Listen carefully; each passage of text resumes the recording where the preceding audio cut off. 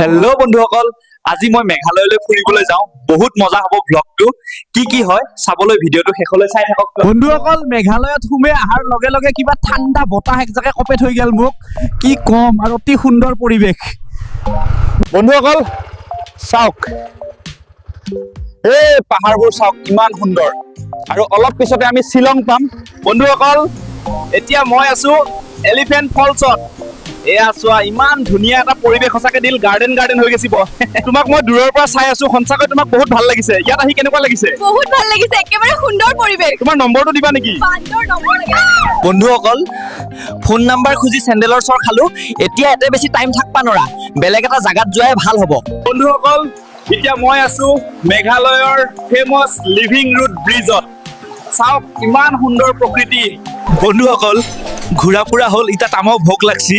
খাম খাচী পৰক, ইমান সুগন্ধি লাগিছে। খাই লৈ পেট টন টইনা হৈ গৈছে। তামো মজা লাগিল খানা খাই। আজিৰ ব্লগটো ইয়াতে শেষ। ভাল লাগিলে লাইক শ্বেয়াৰ কৰক, আৰু নেক্সট ব্লগ ক'ত হ'ব লাগে কমেণ্টত লিখক।